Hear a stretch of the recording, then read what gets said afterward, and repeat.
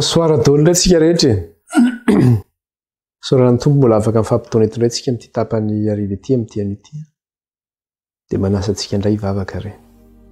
Hivavaka tsika. Tompo Ray Masina sy tsara indrindro. Ndreto izahay eto anatrehanao. Miantso ny anaranao. Menao Andriamanitra manao hoe raha misy rona telo mivory amin'ny anarako teo afovoany eo. Ka na mbola tsy miantso ary izay dia efa fantatray fa efa manatrika na hita ianao Tompo amin'ity an'ity. Ko mangataka aminao izay Andriamanitra ho hanjakao izao toerana misy anay izao. Aoka hoeniky ny voninahitrao ary okatra tsy fihinanan'ilay ratsy fahefanana dia kely aza. Fa aoka ny fanahinao ray no ameno anay, anamasina anay tsirairay avy, hitantana anay sy hivimina anay ho amin'ny marina rehetra. Fa ilay devoly Satana kosa dia aoka tsy hananjara, tsy hanapahefana amin'izao toerana izao, izay enonay ny fampianarana ny teninao. Ka ninona zana-tsipika alefan'ilay ratsy Tompo dia aoka tsy manan-kery, tsy manam-pahefanana izany, fa ilay vonona noho ny amin'ny rahany zanak'ondry sy ny fofinain'i Kristy. Lasa ny afo mandevona Satana sy ny asany rehetra. Tsy manan-kery, tsy manam-pahefana amin'izao fampianarana izao sy amin'ny fitaovana rehetra izay ampiasainy, sy any amin'ny tokantrano izay misy ny tsirairay avy any, na amin'ny toerana izay misy ny tsirairay avy any. Lasa ny afo mandevona Satana sy ny asany rehetra noho ny amin'ny rahany zanak'ondry sy ny fofinain'i Jesosy.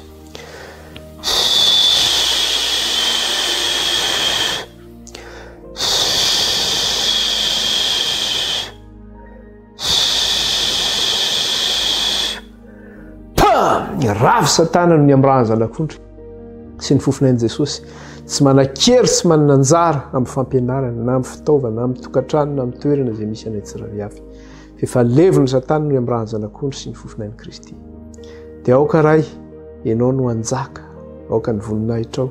ny toetra aminay tsirairay avy. Aoka ray no hisandratra ihany koa, fa izay hetry. Ka dia meteza ray io hampianatra anay indray ny teninao amin'ny alalana fanahinao masina ny ianao. Dia rainy ianao Andriamanitra ray, ka lazay ny naranao mena voninahitra ny ianao. Misaotra anao izay ray, ny amin'ny valimbavaka ihany koa izay nataonay, ny amin'ny sasany aminay izay narary, ka ianao efa nanasitrana izany. Dia raina ny anaranao. Raha misy ihany koa nefa mbola marary, mbola tsy salama, dia aoka Tompo, ianao tsy hanadino azy ireny, fa iaino ny fitarenany mandrakariva. Ka aoka Jesosy io, ilay dia kapoka taminao ny hitondra fanasitrana izay mbola marary ny tokantrano iny sy amin'izay toerana enona izao fampianarana ny teninao izao. Ko mandidy ny aretina rehetra izay, izay mahazo ny any tokantrano any, izay mampandamaka ny tokantrano any. Ninona aretina mahazo aminao dia tonony amin'izao vavaka izao, na hametrao tanana. Dia aoka Jesosy io, ireo izay marary eo tokantrano, izay hametrahany tanana eo, na izay voatonony vavany eo, izay aretina mahazo azy. Dia aoka Kristy ilay dia kapoka taminao no hanasitrana azy ireo amin'ny aretina rehetrany. Ko mandidy izay aretina rehetra hametrahana tanana izay, na voatonony vava amin'izao fotoana izao, dia sitrana anie izany amin'ny anaran'i Jesosy Tompo sy ny dia kapoka taminy. Sitrana izay aretina rehetra hametrahana tanana sy voatonana ny tokantrano any amin'ny anaran'i Jesosy Tompo sy ny dia kapoka taminy. Dia rainy ianao Andriamanitra ray, ka lazay ny naranao mena voninahitra ny ianao. Halleluja, halleluja. Dia mitenena indray ianao raha eo aminay amin'ity an'ity, fa vonikely izay voakanao. Aoka raha ianao hisandratra fa izay hetriko izany. Amin'ny anaran'i Jesosy. Amen. Irosoaritsika. Ny faranantsika ny lesona tamin'ny maraina iny dia niresaka tsika mikasika ilay hoe gaga ny tany rehetra manaraka azy zany. Ny moa gaga rehetra satria ny dragona no nanome azy hery, seza fiandrianana ary fahefana. Zany hoe manerana n'izao tontolo izao zany ny fahefana izy ity zany. Araka ilay tenenina hoe manana volom-behivavy izy, eo ilay hoe fiangonana zany. Ny tarehany tahaka mitavan'olona, izy koa tsy hoe miseho amin'ny endrika amin'ny mahafana ratsy azy, fa amin'ny alalan'ny olona no ampiasainy zany. Dia amin'ny fahefana izay ananany io zany, dia miasa amin'ny fanjakana rehetra ihany koa izy, manerana n'izao tontolo izao. Ka amin'ny maha izy manana fahefana azy dia izao, afaka mamoaka lalàna izy, afaka mamoaka didy izy, izay ampiarina any amin'ny firenena sy ny fanjakana maro samihafa. Dia efa nandray ohatra moa tsika hoe inona ny zavatra ohatra efa hitantsika ny amin'ny zavatra misy. Dia raha mijery fotsiny tsika araka ilay niteneniny ireny hoe raha tamin'ny fotoanan'ny pandémie zany nanomboka tamin'ny 2020 iny, rehefa tonga ny confinement midy daholo ny toerana rehetrarehetra ny tsena ny fiaramanidina ny seranatsambo ny commerce mondial zany nefa ny fidin'ireny zavatra reny dia maninona manimba ny ekônomian'ny firenena zany reny zavatra reny potika mihitsy ny ekônomia fa zao miondrika daholo ny rehetra dia malaika na dia simbarany ekônomia na dia oarany misy tsy mihinan-kanina satria tena misy ny tsy mihinan-kanina tamin'ireny fotoana reny be dia be mihitsy enina amin'izao fotoana zao raha mbola misy ny akabeazany mbola sahirana ny vokatra amin'izay zavatra zay fa avaiza reny lalàna reny tsy hoe ny fanjakana keny mamoaka an'ireny fa avany ambony reny dia manaraka ny fitoram-panjakana mamoaka an'ireny lalàna reny torak'izany ihany koa nresantsika teto mikasika le hoe ny vaksiny obligatoire na hoe tsy maintsy atao amin'ny firenena maro samihafa nisy moa firenena zay nandahany zay dia nahazo sanction ny firenena zay nandahany zany zavatra zany hoe maninona ny tsy nanao vaksiny nareo voatsara ny firenena zay tsy nanao an'izany tezitra ny firenena tandrefana mikasika an'izany zavatra hoe nahoana ny tsy mampiatra an'izao indrindraindrindra moa ny any Afrika zay bebe loha zany dia tezitra izy dia ny artitan'ny firenena rehetra dia hoe tsy mahazo elo hoe tsy mahazo mividy tsy mahazo mivarotra mandeha fiaramanidina ianao rehefa tsy manana passeport vaccinal anao tsy afaka mandeha ianao zany zany vokatra n'izany daholo zany fa tsy hoe mbola tsy miditra lala amin'izany fa sationany zany zavatra resahantsika sationany zavatra resahantsika dia tao anatin'izany misy ny hoe voaroaka amin'ny asa ianao fa tsy manao vaksiny sy ny karazany fa sationany zany fa rehefa tongontsika ny amin'ny toko 7 dia miresaka mivalapatra be zany mikasika n'izy io izany dia ny zavatra hita nefa dia zao hitantsika tao anatin'izay ihany koa fa hoe ampamono izy zay olona tsy mety miankoraka eo anolohan'ny sarin'ny bibidia na tsy mety mandray ny marika eo amin'ny tanany na eo amin'ny andriny raha amin'izao fotoana zao zany izy miseho amin'ny endrika miafina rehefa ho avy zany anirina any dia zao tena iseho amin'ny endrika tena hoe mahabibidia azy tanteraka izy rehefa anirina any ary rehefa miandalana maka amin'izany mihitsy angatsika zao miandalana mihitsy sika satria raha mijery sika taloha hoe misy ohatra hoe misy zavatra ohatra hoe raha miresaka fotsiny sika ohatrany hoe ohatra resahana fotsiny zany raha miresaka sika ohatrany hoe raisitsika fotsiny hoe resaka fanimpotsampy zany raisitsika fotsiny satria mantsy le faharatsiana zany miavosa raha miresaka fotsiny sika fanimpotsampy eo Madagasikara zany fanimpotsampy zany tsy hitanao amin'ny sehatra televiziona zany taloha tsy miakatra zany ary tsy zavatra hafenina zany fa amin'izao fotoana zao nga misy mahamenatra an'izany tsony fa mahazo sehatra eo amin'ny tele mihitsy mampianatra amin'izao fotoana zao ny resaka hoe fanimpotsampy zany amin'ny Madagasikara ny resahako eto dia ohatr'izay koa ny zavatra misy aty Ampianaranomasina raha misy zavatra tsy nekena tany aloha zany amin'izao fotoana efa atsofoka moramora amin'ny fiarahamonina izy dia mekena le izy eo amin'ny fiarahamonina dia ohatr'izay ihany koa taty andafy zao ny lalàna momba ny resaka hoe homosexualité zany resaka hoe ny homosexuel zany hoe ny fanambadiany lasiny lahy na hoe ny lesbienne ihany koa hoe ny vavy sy ny vavy zany dia io ny vokatra rehefa tsy mahamenatra zany zavatra zany fa navoaka zany tamin'ny lalàna navoaka fanjakana no mamoaka an'izany ary presque efa manerana an'izao tontolo zao fa mivoaka zany lalàna zany io lalàna io nefa ny avaiza io avany ambony enge no mitondra n'io lalàna io ny olona miteny amin'izao fotoana zao ny système miady amin'ny système fa io système io misy mitondra io système io misy lehibeany io le lehibeany io tsy miteny mihitsy izy fa ny firenena ny miasa amin'io dia rehefa mivoaka ilay lalàna zany amin'ny resaka le hoe fanambadiany lasy ny lana ny vavy sy ny vavy dia teto Frantsa moa nivoaka le izy dia le antsoina hoe mariage pour tous zany le izy dia zavatra tsy nekena tany aloha lasa nekena kehitriny dia eken'ny toe-tsaina koa le izy rehefa neken'ny lalàna zany le izy dia maro ny olona manaiky an'izany zavatra zany na ny olona tsy nanaiky an'izany koa raha taloha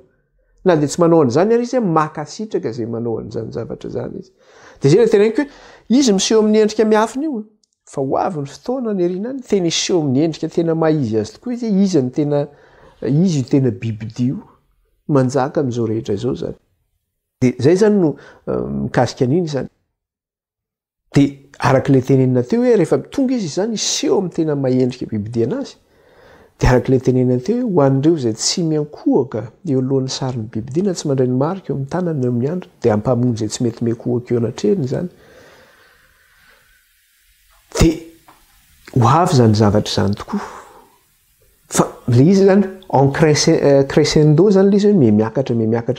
miakatra zany ilay izy azy zany dia ho hitantsika zany io lesona io fa maninona moa tsika nyresaka ny satria nyresaka tsika hoe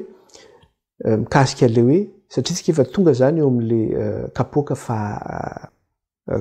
kapoka fahadimy zany mifanandrify amin'ilay trompetra fahadimy dia eo amin'le kapoka fahadimy hoe le fahamazinana ozy izy dia zao tonga teo amin'ny seza fiandrianan'ilay bibidia tonga teo amin'le seza fiandrianan'ny bibidia tsy maintsy nyresaka kely zany tsika mikasika hoe iza moa io bibidia io zany fa misy io bibidia io ary rehefa miresaka n'izy io tsika dia any amin'ny toko fahatelo amby folo zany tsika no miresaka anazy io raha nijeritsika tany amin'ny trompetra fahadimy dia iza no tratran'ilay loza zany tratran'le fahamaizinana io sy tratran'le loza noentin'ilay fahamaizinana zany tamin'ny alalan'reto valala reto tamin'ilay fanondronana tahaka ny maingoka izany dia ireo zay tsy manana ny tomboka sy an'Andriamanitra no tratran'le loza zany no tratran'ny fanaitainana sy ny fampangirifiriana zay ataon'le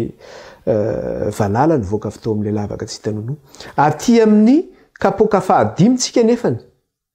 dia ilay loza aiza no mianjera eo amin'ny seza fiandrianany bibidia mihitsy zany ilay fahamaizinana no mianjera satria hoe tonga maizina ozy izy ny seza fiandrianan'ny bibidia zany hoe le seza fiandrianana mihitsy zany ny tonga maizina fa kitsika kely ange izy eo amin'ny apokalipsy toko fahinina amby folo apokalipsy toko fahinina amby folo dia vakitsika ny andininy fahafolo apokalipsy toko fahinina amby folo ny andininy fahafolo dia ahoana ozy izy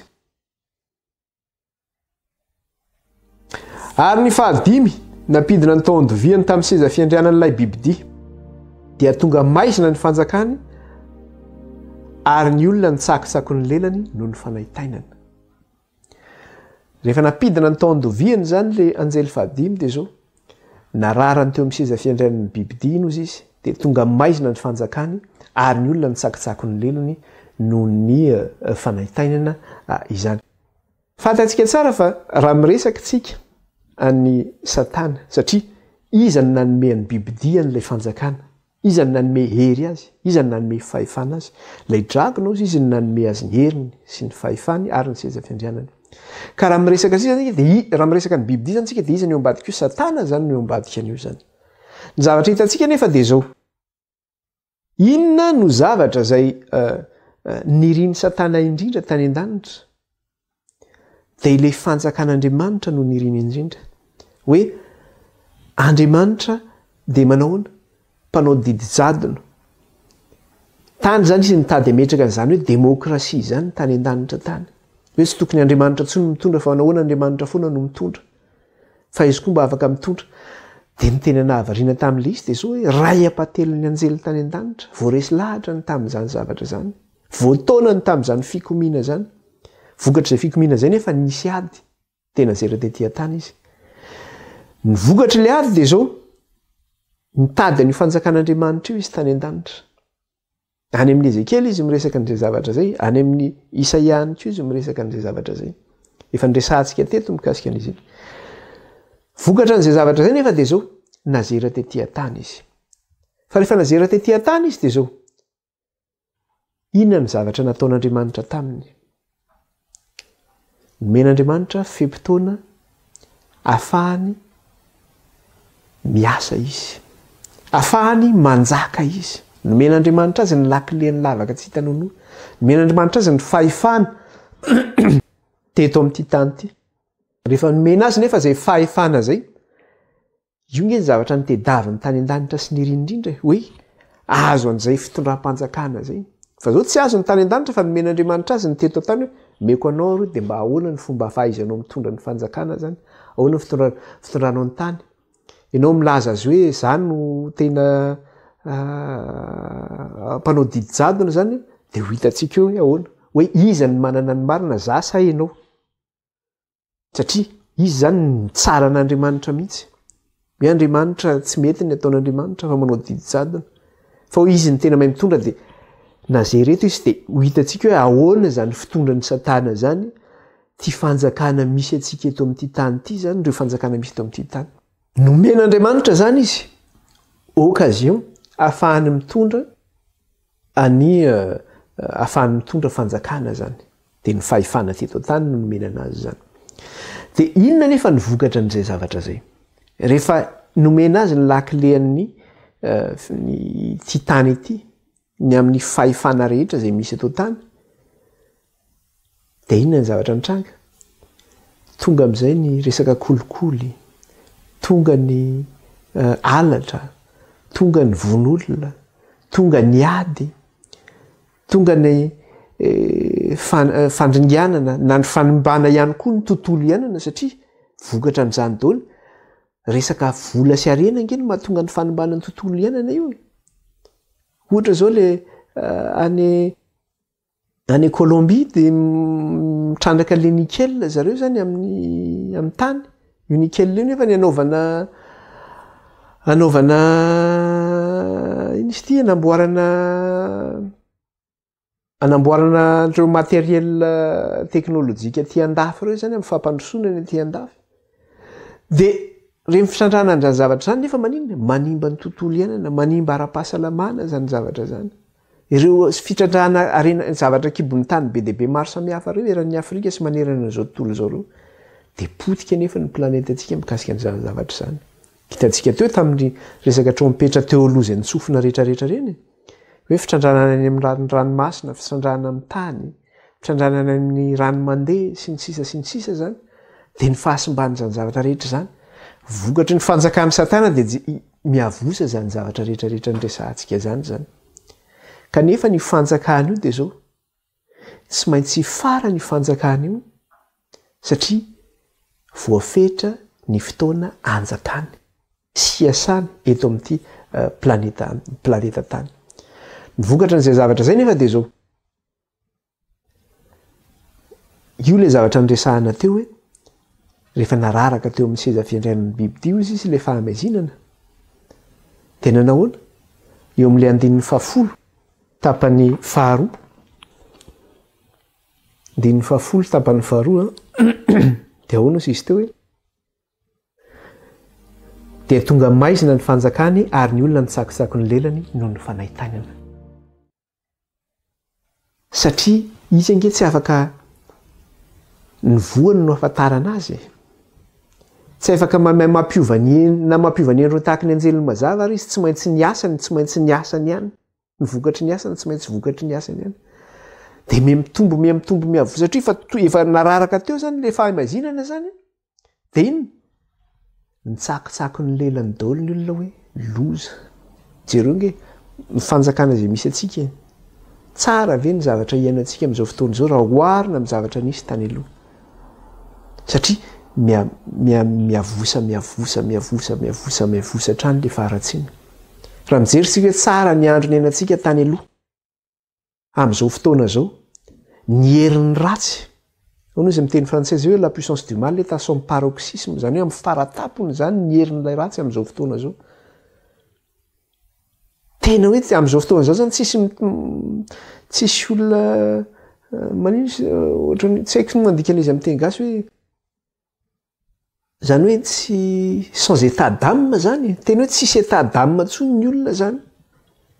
satria efa mahatratra ny fireneny zany faharatsiana zany mahatratra ny olona rehetra zany faharatsiana zany raha mijery fotsiny tsika exemple hoe zany hoe mialatsina le fitenenana satria zay le izy hoe vidéo pornographique zany zava-padina indrindra zany zavatra zany dia rehefa ny avosa le ratsy satria miara mitombo amin'le teknôlôjia koa le izy mivoaka ny internet ankizy kely dia efa mahita zavatra tsy manjara zany teneny hoe vidéo pornographique zany le zavatra fahita masoandro ve zany eo amin'ny firenen'ny bibidia zany fangalarana zaza fanolanana zaza fangalarana vehivavy ny fivarotan'olona moa tsy tenenina ntsony resaka hoe trafikana vehivavy zany misy zany zavatra zany trafic d'organe misy zany zavatra zany hoe ny taovanao iny zany amintsika Madagasikara le hoe pakafo tamin'ny mbola kely maino an'izany hoe misy pakafo de zay mety ho faratsiana rehetra mbola tsy araky ny eritreretin'ny sainao misy daholo zany any sinina raha misy an'izany hoe reny zazakely eo akibo reny amin'le zareo voafetra tsinona ny zaza zay ho ateraka hoe lasy vavy any no azo ateraka zany de ny zaza zay tsy raha ohatra efa manana vavy zany ianao de tsy mahazo manana vavy fanoroany tsony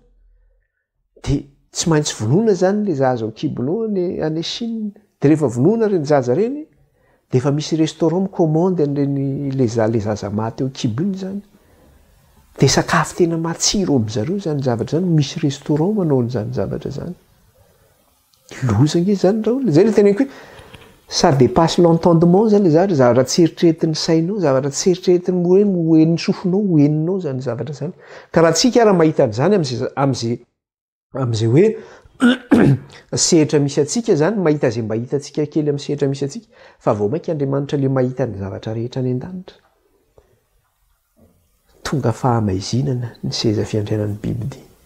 hita eo am'izay hoe zao zany le ianao niady le fanjakana tany an-danitra io hoe Andriamanitra nefa jereo ty ataonao io hita miariary ny faratsian'ny Biblia io zao ny fanjakana zao ko izany nefa io ny adivany tamin'Andriamanitra tany an-danitra de vokatra n'izay zavatra zay de nahoana nitsakotsako lela ny olona noho ny fanaitainana ozy izy nitsakotsako lela zany hoe tena mangidy zany ty mangidy ny zavatra misy ny von'olona ny alatra ny dahalo mandeha taxi be de efa voasitona ny kavinao voasitona ny poketranao tomany mihitsy ny olona misy fotoana misy olona zay andeha akakarama de andeha makakarama de misy olona mody mampiresaka hoe ianao moa avaiza ka efa fika nyty zavatra ty lasa ny daholo ny zavatra rehetra mitomany am'jay le olona rehefa be inona ny zavatra ataonao faratsiana miavosa zany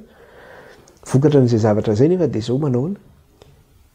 rehefa tratra n'io faharatsiana io hita ny zavatra misy manerana zao tontolo zao de ny olona maninona ny olona tsy hoe mitady an'Andriamanitra izy hoe hibebaka hitady an'Andriamanitra ny amin'ny faharatsiana zay misy na hoe iova mba hitady an'Andriamanitra satria tsy te hiaraka am'izao hoe toerana feny faharatsiana zao zany fa au contraire ny zavatra ataon'ny olona 120 iny ny zavatra ataony io amin'ny 120 dia niteny ratsy an'Andriamanitra ny lanitra izy noho ny fanaitainana sy ny vainy sady tsy nibebaka tamin'ny asany vao mainka indray zany niteny ratsy an'Andriamanitra ny ataon'ny olona fa tsy mibebaka no ataony zany ny ataon'ny olona miteny ratsy an'Andriamanitra izy noho ny fanaitainana izay mahazo azy sy ny vai izay mahazo azy de eo moa zany miverina indray le resaka hoe vai zany satria zany ity kapoka fahadimy ity zany de misy ny loza rehetra zay nisy teo amin'ny loza tany aloha raha hitantsika zany tany aloha ohatra ny hoe simba ny rano fisotro simba ny ranomasina simba ny masoandro aty amin'le kapoka fahadimy zany de zavatra misy de zao misamplifie daholo zany zavatra rehetra zany hoe mitombo daholo zany rehetra zany tsy hoe aty amin'ny kapoka fahadimy izy nijanona le resaka hoe simba ny rano fa hany mbola hitanao foana zany fahasimbana zany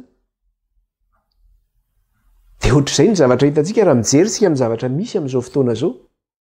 hitantsika ohatra hoe miakatra ny hafanan'ny tany zany amin'le hoe effet de serre zany vokatra n'le le effet de carbone le gaz carbonique zany produiseny zanak'olombelona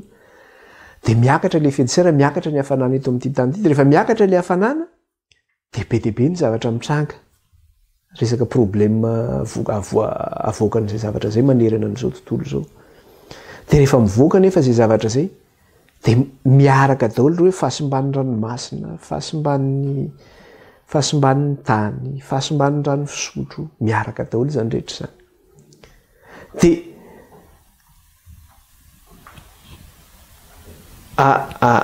anapina zany ny fahoriana sy ny fanaitainana izay efa raisin'ny olona amin'le fanjakan'ny Biblia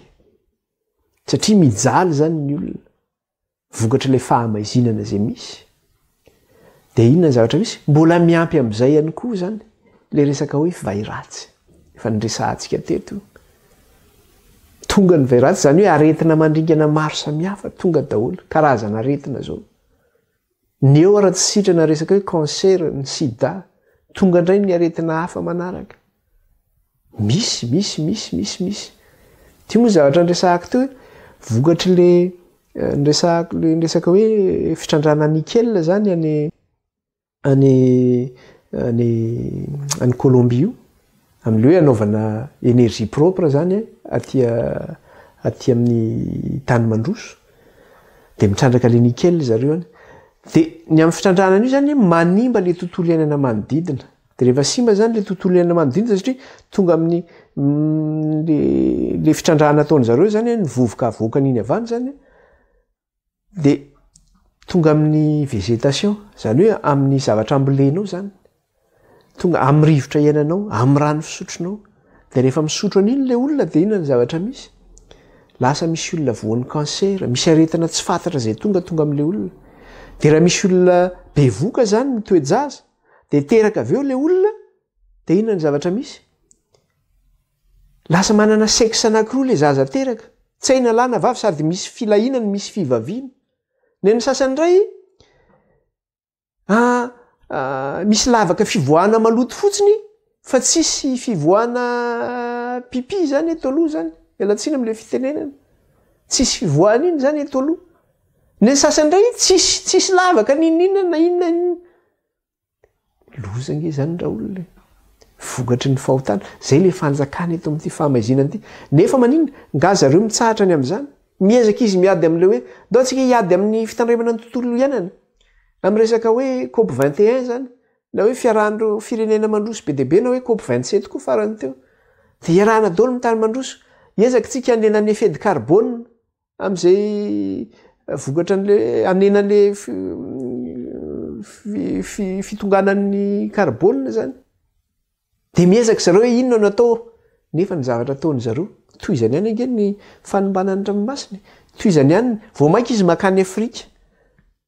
firenena tsy manino de poteny makany amin'ny zavatra ilaina aty amin'ny tany mandroso aty vokatra n'izany de simba fanjakan'le ratsy zany fahasimbana de izay fampahoriana mahazo ny olona zay zany vokatra n'lay fanjakan'ny bibidia zany ny amin'ny zavatra zay misy zany faratsiana rehetra zay misy de zao tonga ihany koa reo arety mandringana maro samihafa zany miaraka am'izay araka le niteneny teo verena vakina le izy andeny fafolo tapan'ny faharoa teo de aono izy manao hoe dia tonga maizina ny fanjakany ary ny olona nitsakitsako ny lelany noho ny fanaitainany ozy izy ny olona nitsakitsako ny lelany noho ny fanaitainany de andininy faraika amby folo dia niteny ratsy an'Andriamanitra ny lanitra izy noho ny fanaitainany sy ny vainy sady tsy nibebaka tamin'ny asany ozy izy niteny ratsy an'Andriamanitra izy noho ny fanaitainany sy ny vainy zany hoe ilay vai ratsy hitantsika tary amin'ny kapoka voalohany zany de hitantsika ihany koa izy aty amin'ny kapoka fahadimy zany mbola hitantsika eo le izy ary mbola miavosa indray ary izy zany rehefa tonga any zay no mikasika an'iny zany hoe le intensité an'le izy zany na ny hoe zany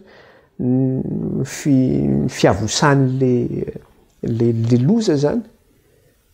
aty amin'ny kapoka fahadimy de tena amin'ny faratapony hoe miakatra zany le izy tsy azo ialana zany io zavatra io zany de plus zany miakatra ilay fanaitainana ny amin'ny fahoriana zay misy eo amin'ny fanjakan'ny bibidia plus miakatra ny arety mandringana sy ny zavatra maro samihafa de ny olona tsy mibebaka vao mainka mankahala an'Andriamanitra izy noho ny faratsiana zay misy eo amin'ny fiainany lazay ny fandriamanitra indray no mahatonga n'io zavatra io zany lozange le izy raha olona ny zavatra misy anefa de ty ao ny olona zany izay miteny ratsy an'Andriamanitra satria izy tsy mivavaka raha teo fa fampakala an'Andriamanitra. Fa misy ihany koa olona zay mandiny tena na olona mivavaka ihany koa izy amin'ireny fiangonana izay misy ireny zay hiasan'ny bibidia zany. Dia inona ny zavatra misy? Raha tokony hiova lalana izy dia ny zavatra ataony indray dia zao, satria hitany hoe diso lalana izy. Dia raha tokony hiova lalana izy dia zao, vao maika indray izy manamafy ny fony. Ary vao maika izy tena mihodana tanteraka amin'Andriamanitra zay tokony ho ekeny. Izy indray ny hodinany. Dia ilay fivavahana zay hiasan'ny bibidia amin'ireo mpaminany sandoka, izay mitondra azy niala tamin'Andriamanitra, tafasaraka amin'Andriamanitra, dia lasa manana rehefa fatany le izy hoe, satria misokatra ny masony zany, misy olona nge tena tonga saina zany amin'ilay izy, efa izy tsy te hibebaka, izy tsy te hiala amin'io zany. Dia rehefa misokatra ny masony zany, hoe efa tena tsy izy ty fiangonany ity, fa vao maika izy tena mankahala le fahamarinana indray. Tsy tiany mitory an'izao fahamarinana zao, vao maika ty mihitsy ny tena halany ty fahamarinana ity. Dia vao maika izy maninona ny dikan'izay, vao maika izy tena mihodina amin'Andriamanitra indray zany amin'izay fotoana zay zany. Eo le hoe tanteraka mihitsy le teny eo amin'ny soratra masina eo amin'ny Jaona manao hoe tonga eo amin'ny olona ozy izy ny mazava fa nalen'ny olona ny maizina, satria ratsy ny asany. Dia nifidy an'izay zavatra zay zany izy. Andriamanitra fitiavana zay mbola mahatonga n'ity boky Apokalipsy ity ampianarina amintsika eto. Fa ny olona zany vao maika hanamafy ny fony, hanamafy ny atony, ary teny ratsy an'Andriamanitra. Dia io moa zany mitovy amin'ny zavatra nitranga tamin'ny lay loza folo nahazo ny tany Egypta tamin'ny andron'ny Pharaon zany, tamin'ny andron'ny zanak'Israely baby tany Egypta. Dia rehefa navoaka an'Andriamanitra tany Egypta ny zanak'Israely, inona no zavatra nitranga? Ny zavatra nitranga dia ity: nandefa le loza folo tamin'ny tany Egypta Andriamanitra, ary anisan'ny loza folo io ny fahamaizinana, dia ny loza fahasivy zany. Zany hoe nisy fahamaizinana alefa n'Andriamanitra nandrakotra ny tany Egypta. Rehefa tonga io fahamaizinana io, dia nitaraina ny olona tamin'izany fahamaizinana zany. Jerentsika kely angely izy. Ny Exodosy toko 10 ny 120. Exodosy toko 10 ny 120. Exodosy toko 10 dia ny 120.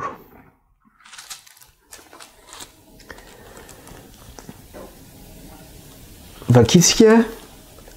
mandomboka amin'ny 120 ka hatramin'ny 17. Nianaran'i Jesosy. Fahasivy ny Ezipito. Ary hoy Jehovah tamin'i Mosesy: anjiry manandrify ny lanitra ny tananao mba hisaizina amin'ny tany Egypta, dia niaizina azo tsapaina. Dia niainitry Mosesy nanandrify ny lanitra ny tanany, dia ny Ezipito eran'ny tany Egypta rehetra atelona. Koa tsy mba nifankahita ny olona na niala tamin'ny toerana atelona, fa ny zanak'Israely rehetra kosa nisy nazava teo amin'ny fonenany. Ary Farao dia napakany Mosesy ka nanao hoe: mandehana ianareo manompoan'i Jehovah, fa ny ondry amanosinareo sy ny ombinareo ihany no aoka avely anareo, ary ny zanakareo madinika dia aoka hiaraka aminareo koa. Ary hoy Mosesy: ianareo no hanolotra eo an-tananay izay fanatitra dorana sy fanatitra hafa latsa-drà aterinay ho an'i Jehovah Andriamanitray. Ary ny omby aman'ondry dia hoentinay hiaraka aminay koa, ka tsisy avelana dia nikitro indray azy, satria ireny no angalanay hanomponan'i Jehovah Andriamanitray, ary tsy mbola fantatray izay hoentiny manompo an'i Jehovah mandra-patongana ihany. Ary Jehovah dia nanamafy ny fony Farao ka tsy nety nandefa azy izy. Ny zavatra nisy teto, satria Farao nitazona zanak'Israely tsy nety nandeny, tonga fahasivy, nalefa n'Andriamanitra ny fahamaizinana teo amin'ny tany Egypta, aizina miraparapa teo Egypta, tsy nifankahitana.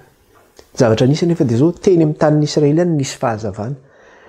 Io le ohatra le resantsika ty amin'ny Apokalipsy manao hoe zay manana ny tombo-kase an'Andriamanitra ihany tsy tratran'ilay loza. Fa zay tsy manana tombo-kase an'Andriamanitra dia tratrany. Zany hoe ao anatin'ny fahamaizinana zao tontolo zao zany, eo ambany fahefan'ny bibidia zay tsy manana ilay tombo-kase an'Andriamanitra. Dia ny zavatra nisy eto dia zao, vokatry le loza zay efa nafafin'Andriamanitra nanomboka tany amin'ny loza voalohany tonga ty amin'ny loza fahasivy izy any amin'ny Egypta zany de zao nanamafy ny fony Farao teo amin'ny loza voalohany ka hatramin'ny loza fahadimy zany amin'le loza folo nalefa tao Egypta de zao eo amin'le loza voalohany ka hatramin'ny loza fahadimy de nanahoana Farao nanamafy ny fony tsy andefa nivoaka an'Andriamanitra rehefa nanamafy ny fony izy ka tsy nieno ny feon'Andriamanitra de zao Andriamanitra indray no nanamafy ny fony Farao nanomboka teo amin'ny loza fahadimy ka hatrany amin'ny loza fahafolo zany hoe enao zany rehefa tenenin'Andriamanitra hoe tsy mety io ataonao io de inona ny zavatra ataonao tsy henonao ny bitsiky ny fanamasina zay le hoe miteny ratsy ny fanamasina ka rehefa tsy mieno zany ianao fa manamafy ny fonao fa mandeha amin'ny faratsinao de zao Andriamanitra mihitsy no manesika anao andany ary ataovy zay ataonao de hitanao tsara am'izay mahazo anao de io le fanaitainana io manaitaina manaiky dela ozy izy manaikitra lela mihitsy ny fanaitainana zay mahazo satria vokatry ny nataon'le olona ny safidy izy nanao an'io vokatry ny nataony eny angeny no ny safidy nataony eny angeny no mampahory azy io satria Andriamanitra efa nampafantatra azy hoe misy zany Andriamanitra zany efa nandefa ny zanany mihitsy izy maty teo amin'ny hazo fijaliana fa ngasany rarahina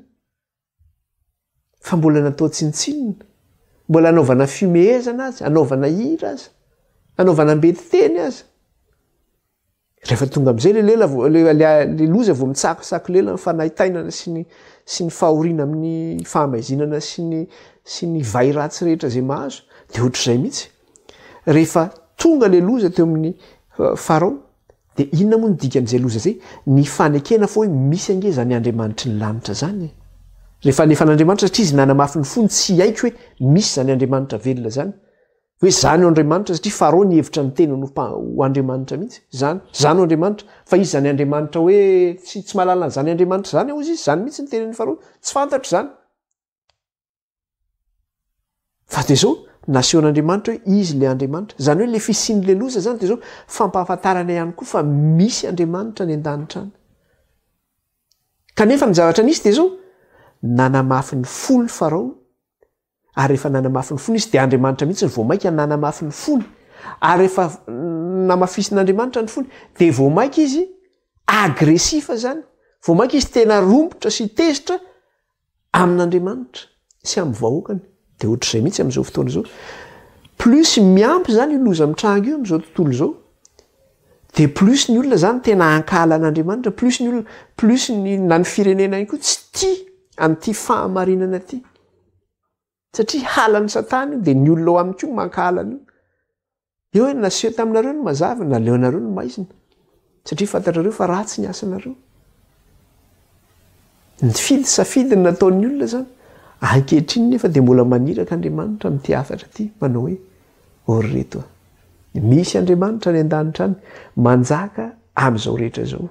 ka zao aza manamafy ny fonareo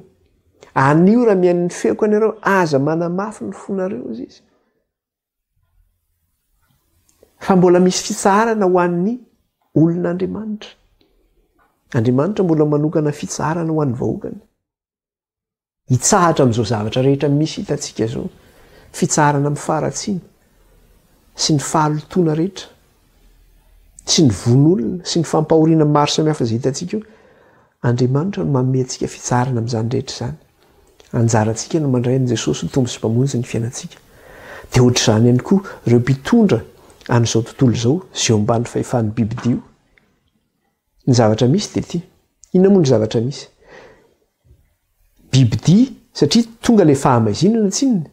de zao rehefa tonga le fahamaizinana satria fa miavosa izy amin'izao fotoana zao ary na ny resorsa atsika eto amin'ity tany ty ary zany efa meritra ny resorsa atsika eto amin'ity tany ty ny amin'ny resaka hoe zavatra mahavelona atsika zany fahampitehan'ny ala fahampipehan'ny ranomasina fahampitehan'ny rano fisotro fahasimban'ny masoandro zany hoe raha mijery an'izany rehetra zany ankentsika de zao misy fanantenana ve eto amin'ity tany ty tsisy fanantenana ntsony eto amin'ity tany ty raha mijerytsika n'izany rehetra zany vokatra n'izany anefa de zao inona ny zavatra ataon'ireo mpitondra an'izao tontolo zao zay eo ambany fahefan'ny bibidia zany hoe inona zany ny ataon'ny bibidia zany ny zavatra misy de zao ny eritreritra zareo ireo zany hoe izy no maître an'izao rehetra zao ka afaka nanao zay tiana taony satria nomena azy tokoa zay fahefana zay kanefa ny zavatra hita dia zao efa miasimba ny zavatra rehetra ka rehefa miasimba ny zavatra rehetra dia inona zany ny zavatra tokony tonga ao tsaintsika efa miamenjera zany ny fanjakan'ny bibidi efa miamenjera zany zay ny antony zany rehetra zany hoe efa akaiky ny fanjakan'andriamanitra zany matoza ny zavatra rehetra zany mitranga ny fahasimban'ny masoandro ny fahasimban'ny ranomasina fahasimban'ny rano fisotro ny fahasimban'ny masoandro ny zavatra rehetra zay misy eto tsisy zavatra tena inantsony angeto ny olona mbola mieritreritra hoe hanao kariera andefa ny zanako any an-dafy mba hazo diplôma anao an'izao fa aza variana fa raha mbola variana amin'ity tany ity tsika dia ny essentiel no adinitsika ny tena izy no adinitsika fa ny eto tany dia zao zay katsahantsika fantatry ity dia horavana ity fa le maharitra mandrakizay le any an-danitra io no haritra io no men'andriamanitra io no tavela io ka zay manana ny tomboka asian'andriamanitra no tafiditra amin'ny fanjakan'andriamanitra io dia zany vao mainka maharombotra ny bibidiany koa satria fatany mahita ny zavatra rehetrarehetra fa mitotongan'izao izy dia vao mainka koa izy rombotra satria anakana izay andeha amin'izany fanjakana lanitra zany satria hifatany ange zany fatany ny atsaran'izany fanjakana zany hitoeran'ny fiadanana hitoeran'ny filaminana hitoeran'ny fahasambarana fatany zany fa dia ho simba nefa ho simba zao tontolo zao zay manana ny tomboka asian'ny bibidi dia tsy handova izany fanjakan'andriamanitra zany fa zay manana ny tomboka asian'andriamanitra ihany no handova izany fanjakan'andriamanitra izany dia raha araka ny zavatra nresantsika teo efa simba ny tenany zavatra rehetra eto amin'ity tany ity efa misimba ny tany sy ny ranomasina sy ny rano fisotro misimba ny masoandro ny fahasimbany zany rehetra zany dia zao hoe ny fanjakan'ny bibidi zany dia zao dépassé par les événements ny fitenenana efa tsy voafehiny intsony ny zavatra rehetra dia inona ny zavatra misy raha mijery sika inge izy mieritreritra anao hoe le nouvel ordre mondial io manao hoe efa mametraka le fanjakany manerana n'izao tontolo zao zany izy zay zany tanjona nataony dia rehefa mametraka nouvel ordre mondial io izy dia zao izy no tena hoe ametraka lalàna amin'izay zany hoe zao zany fa ny zavatra nisy nga nisy nanapohan'izany guerre Ukraine zany tsisy nga nisy nieritreritra an'izany tonga ny guerre en Ukraine rava ny tsena tsy vita ny guerre en Ukraine ihany fa rehefa mipoaka le guerre en Ukraine iny koa ny sinoa mandeha fa manana fikon-doha anatiny eo hanafika ny Taïwan sahiran-tsaina ny Occident zay omban'ny fahefan'ny bibidi zany sahiran-tsaina hoe ahoana ity satria nahoana araka le tenenin'i Jesosy nitenitsika tamin'ny maraina manao hoe rehefa mitory le fahamarinana anao dia avy Satana amin'le fitsopakopaky ny elatra n'iny izy amin'le fiarovatratrany miaro izy manao rehefa mitory Jesosy ny fahamarinana namoaka demonia dia hoy zareo hoe satria ny olona mitenina anao hoe tsy tia ve le zanak'i Davida dia tezitra mafy ny farisiona ianao an'izany dia hoy izy ilay ino izy tsy mamoaka ny demonia raha tsy amin'ny sefin'ny demonia ny dia Belzeboba hoy izy dia zao no navalin'i Jesosy tamin'ireo fariseo hoy Jesosy nanao hoe raha ohatra hozy izy ka fanahany demonia no namoahako demonia dia zao rava ny fanjakana zany hozy izy satria miady an-trano zany izy fa tsy fanahany demonia hozy izy no amoahako demonia fa ny fanahan'Andriamanitra sy ny herin'Andriamanitra no amoahako demonia mba hampitoerana le fanjakan'Andriamanitra zany dia izay mihitsy le zavatra mitranga matoa fa manomboka miady zany zareo satria ny Russie zany nge tao anatin'ny G8 taloha ny Russie zany tao anatin'ny ONU zany miaraka ao zany ary mbola ao izy hatramin'izao fa zao lasa miady amin'ny raikitra indray zany izy amin'izao fotoana zao inona ny antony zany zavatra zany dia miakatra koa ny sinina ankilana io efa manomboka miady an-trano efa miarava ny fanjakan'ny bibidi zany zay ny antony zany zavatra zany mirava ny fanjakan'ny bibidia zareo ny eritreritra metsaka leo nouvel ordre mondial misy andriamanitra nefa ao an-danitra eo manina efa mifehiny zao rehetra zao malala na ny orana ny fotoana ahataperany fanjakan'ilay ratsy dia andriamanitra manina matoa hitatsika zany zavatra rehetra zay zany tena averiko tsara tsindriko tsara mihitsy matoa efa mesimba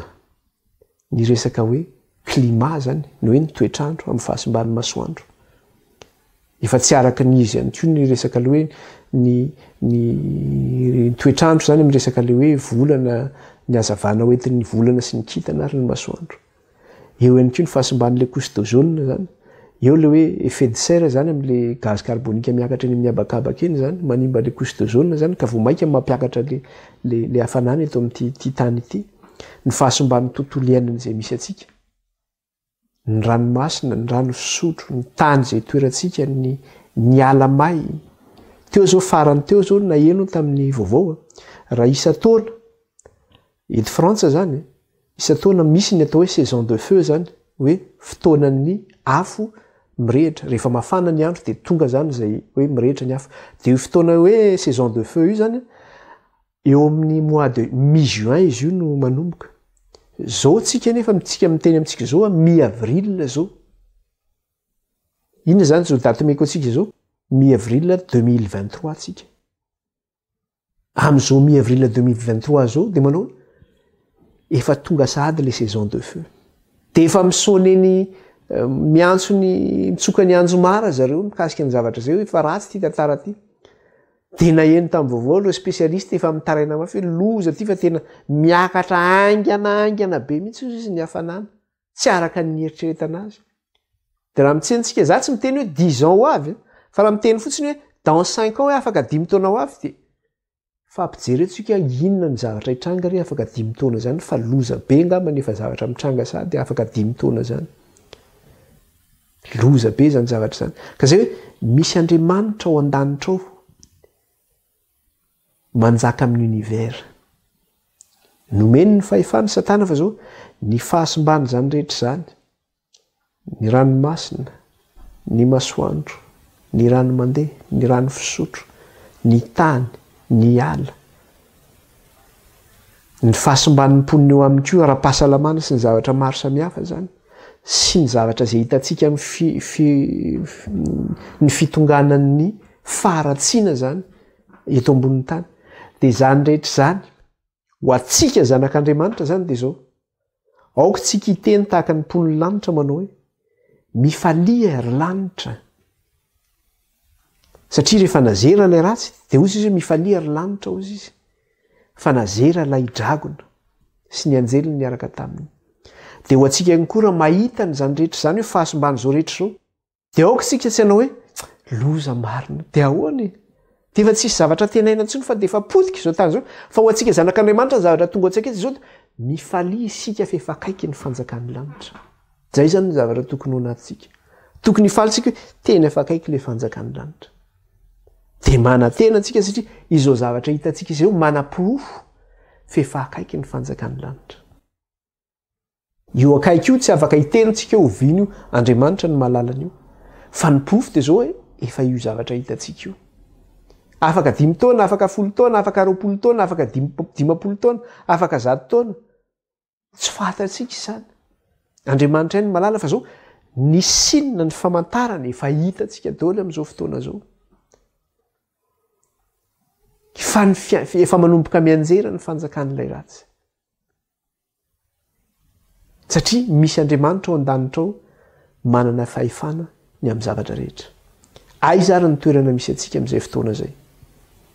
ao anatin'le setroka ao ambanin'ny fahefan'ny bibidivy ao anatin'ny fanjakan'ny bibidia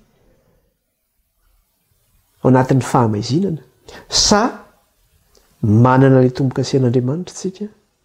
andovatsika le fiainana mandrakizay anjaratsika zany mametraka ny toerana misy atsika amin'izay fotoana zay zay zany mikasika n'ilay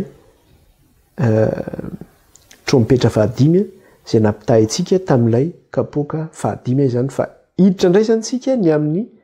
trompetra fahaenina indray izany de ny amin'ilay loza faharoa zany ny amin'ilay loza faharoa zany dia ovakitsika andria re mikasika an'io zany a apokalipsy toko fahasivy a dia ny andininy fahatelo amby folo ka hatramin'ny faraiky amby roapolo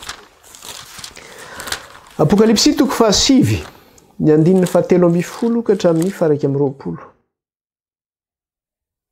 vakitsika amin'ny anaran'i Jesosy. Ary ny anjely fahenina nitsoka dia narefeo avy tamin'ny tandroky ny alitara volamena eo anatren'Andriamanitra nanao tamin'ny anjely fahenina izay nanana ny trompetra hoe vao ny anjely efatra izay mifatotra any Efrata hony lehibe dia novahany ny anjely efatra izay voaomana ho amin'ny ora sy ny andro sy ny volana ary ny taona mba hahafaty ny hampatelo ny olona ary nisan'ny miaramila ny soavaly dia roa alinalina na reny isany aho ary toy izao no nahitako ny soavaly teo amin'ny fahitany izay nitaingina azy manam-piarovatratra tahaka ny afo sy ny iankita ary ny solofara izy ary ny lohan'ny soavaly dia tahaka ny lohan'ny liona ary misy afo setroka ary solofara mivoaka avy eo amin'ny vavany ireo loza telo loha ireo dia ny afo sy ny setroka ary ny solofara izay nivoaka avy teo amin'ny vavany no nahafaty ny hampatelon'ny olona fa ny herin'ny soavaly dia avy eo amin'ny vavany sy ny rambony fa ny rambony dia tahaka ny menarana sady manandoha ka ireny no entiny mampahory nefa ny olona sisa izay tsy matin'ireo loza ireo dia tsy nibebaka hiala tamin'ny asan'ny tanany mba tsy hivavaka amin'ny demonia sy ny sampy volamena sy ny volafotsy sy ny varahana sy ny vato ary ny hazo izay tsy mahajery na mahare na afa mamindra ary tsy mibebaka tamin'ny namonoan'ny olona izy na tamin'ny nanaovan'ny ody ratsy na tamin'ny fijangajangany na tamin'ny alatra nataony izay indray zany mikasika ilay trompetra fahaenina izany ka iresaka an'io zany tsika inona ny zavatra nyresahana amin'io dia zavatra tiako resahana fotsiny zany fampidirana no ataontsika fa tsy vitantsika androany izy tia dia eo amin'ilay andininy fahatelo amby folo izy miteny manao hoe sy ny andininy faefatra amby folo ary ny anjely fahenina ozy izy nitsoka dia narefeo avy teo amin'ny tandroky ny alitara volamena eo anatren'Andriamanitra nanao tamin'ny anjely fahenina izay nanana ny trompetra hoe vao ny anjely efatra izay mifatotra any amin'ny ony Efrata lehibe iza reo anjely efatra reo izay vahana fa mifatotra ozy izy eo amin'ny ony Efrata io dia io ilay hitantsika ao amin'ny toko fafito alohan'ny tsofana ny trompetra dia nisy anjely efatra niazona ny rivotra efatra ny lanitra tsy navela hitsoka rivotra efatra amin'ny tany izy fa nahoana nasena no azoniny aloha ireo rivotra ireo mandra-panisy ny tombo-kase ny vahoaka an'Andriamanitra dia aty amin'ny toko fahasivy zany izy amin'ilay trompetra fahenina any amin'izay zany ilay anjely efatra vao nivahina any vao nivahina zany izy ireo dia vao homanao amin'inona ozy izy eo amin'ny andininy fahadimy amby folo izy dia miteny dia novahana ny anjely efatra izay vao homanao amin'ny ora sy amin'ny andro sy ny volana ary ny taona mba hahafaty ny hampatelon'ny olona zany hoe vao rehefa vahana zany ireo anjely efatra ireo dia hamon'ny hampatelon'ny olona zany izy raha hitantsika tary amin'le trompetra fahadimy dia inona ny zavatra nisy ilay valala izay nanana ny endriky ny soavaly dia izao nasena nampanaitaina ny olona ny nataony fa tsy navela hafaty azy izy fa eto zany amin'ity trompetra fahaenina aty rehefa novahana reto anjely efatra reto miazona ilay rivotra efatra ny lanitra mba tsy hitsoka amin'ny tany dia izao nasena mpamono ny ray ampatelon'ny olona indray zany izy eto dia ho hitantsika hoe inona ary zany io zavatra resahana io ary amin'ny fomba ahoana no amonono ny ray ampatelon'ny olona fomba ahoana no amonono an'io dia izay no resahantsika amin'ny lesona manaraka iresaka an'io indray tsika zany trompetra fahenina io iresaka tsika ny amin'ny antony mahanany reto anjely efatra reto iresaka tsika ny amin'ny loza izay hoentiny zany hoe inona indray io famonoana io zany izay ny fotoanantsika isaorany tompontsika ivavaka tsika dia izay ny lesitsika manaraka indray tenaran'i Jesosy Jehovah Andriamanitra raha io mankalaza anao izay midery anao ary manome voninahitra anao eny mananatra avy ny anaranao zay misaotra tompo raha afaka nianatra ny teninao sy nandinika izany zay tamin'ity volakandro ity aoka reny fanainao raha hiazo ao anatinay tanteraka ny sitraponao sokafo ny fonay ny sainay mba hitsomohan'ny teninao anatinay kaoka tsy hompian'ny mpanadino zay fo mpakatoa ny teninao kaoka ne ny teninao raha dia hitombo avy folo eny avy roapolo eny avy empolo eny avy zato eny eo anatinay mbo tanylonaka andrin'ny teninao ny izahay dia manamasina anay rainy amin'ny teninao ny teninao ny fahamarinana misaotra ihany koa rainy amin'ny famakevitry ny faminaniana satria tsy amin'ny herina fahatanjana fa tamin'ny fanainao rery ihany ankalazaina ny anaranao raha io kalazainy naranao Kristy io ny anaran'i Jesosy nandratan'izany vavaka izany teto anatrenao amen dia manao veloma antsika rehetra ho tahiny tompontsely isika rehetra dia manaraka indray ary veloma daholo